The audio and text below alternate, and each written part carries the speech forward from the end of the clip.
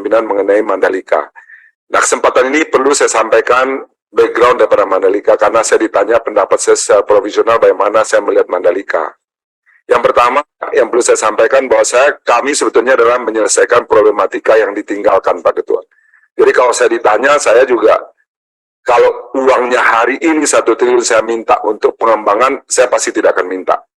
Tetapi 1 triliun ini adalah menyelesaikan hutang yang ditinggalkan oleh sebelum kami mengambil alih Mandalika. Jadi ini adalah penyelesaian hutang yang 1 triliun. Sebagai gambaran Bapak Pimpinan, itu waktu kita mengambil alih Mandalika, itu posisinya adalah mereka mempunyai short term liabilities 1,2 triliun. Mereka mempunyai long term liabilities 3,4 triliun. Dengan sumber repayment capacity hanya dari Nusa Dua. Terus terang saya tidak bisa menyelesaikan yang short term liabilities ini, di mana short term liabilities ini isi di dalamnya adalah pembangunan daripada grandstand dan juga VIP Village sama kebutuhan modal kerja waktu penyelenggaraan event, yaitu 1,2 triliun. Karena itu penyelesaian ini harus dengan equity. Tetapi yang long term liabilities-nya, apa yang kami lakukan hari ini sebelum saya nanti masuk kepada apa yang ditanyakan oleh di Mandalika.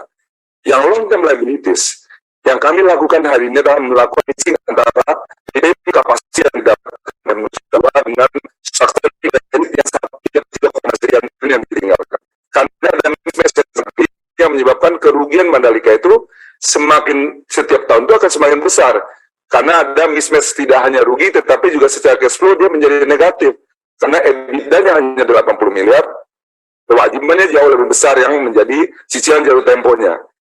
Apa yang kami lakukan adalah membagi 4 kriteria di dalam membagi ke dalam 4 business unit supaya problematika Nusa Dua ini kita bisa zoom in. Root cause problemnya apa? Yang pertama adalah kita mengidentifikasi yaitu mengenai Nusa Dua.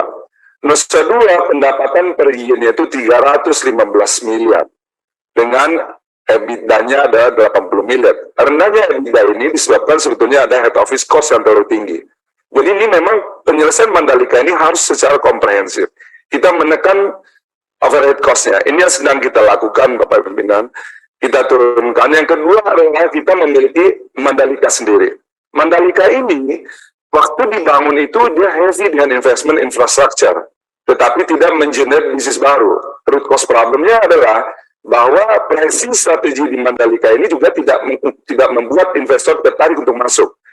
Di mana harga yang kita tawarkan untuk 30 tahun lease rentalnya itu sama dengan 3 kali lipat lebih mahal daripada orang membeli tanah di Mandalika. Sehingga persoalan ini mesti kita, kalau saya punya kesempatan tadi diminta oleh Pak Darmadi, sebetulnya saya ingin menjelaskan secara detail bagaimana sih problematika Mandalika dan apa yang harus kita lakukan untuk menyiapkan Mandalika. Ini yang pertama, kita zoom in yang si Mandalika. Mandalika ini problemnya adalah kita melakukan hutang terhadap pembangunan infrastruktur. Sehingga akibatnya apa? Muncul biaya depresiasi di dalamnya, dan muncul biaya cicilan di dalamnya, dan muncul biaya maintenance di dalamnya, yang mana investasi ini tidak memberikan revenue tambahan. Karena ada di locking dengan satu luda yang dilakukan dengan visi yang dimana seluruh aset besar kita luda dengan pihak lain, yang tidak mengenerate revenue. Jadi satu persatu kita mesti selesaikan problematikanya. Ini yang di Mandalika. Lalu apa yang kami lakukan untuk penyelesaian Mandalika adalah kita men-zoom lagi root cause problem di Mandalika ini pada MGPA, yaitu tadi yang sirkuit yang tadi ditanyakan oleh Bapak Ibu sekalian mengenai bagaimana opini saya mengenai race ini. Yang pertama, kerugian tahun lalu yang terbesar itu sebetulnya dari WSBK, Pak, bukan dari MotoGP. MotoGP dia bisa melakukan biaya operasionalnya tertutup, tetapi yang WSBK ini menunjukkan kerugian. Sehingga apa yang kami lakukan adalah kami akan melakukan negosiasi untuk menghilangkan WSBK ini. Sehingga nanti WSBK-nya akan turun, akan kita hilangkan sehingga tidak muncul biaya di dalam penyelenggaraan WSBK yang itu sebetulnya eventnya tidak menarik crowd dan tidak menarik juga sponsorship. Ini berdampak 100 miliar penurunan daripada kerugian kita.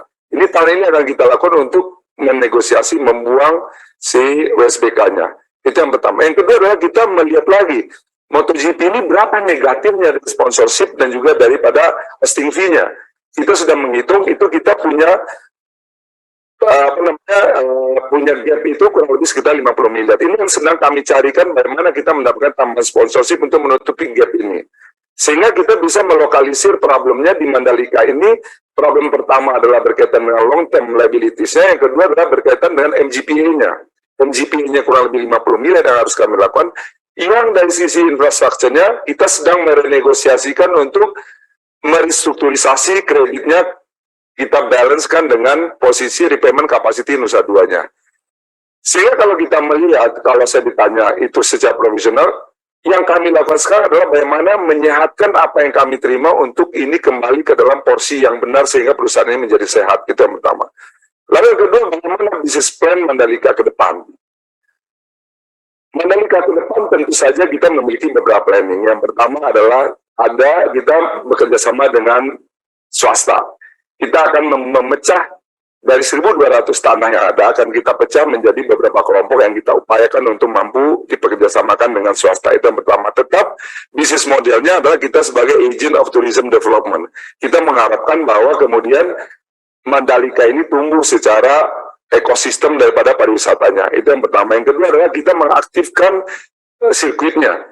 Jadi insya Allah tahun ini akan ada Porsche Challenge di Mandalika yang akan rutin dilakukan.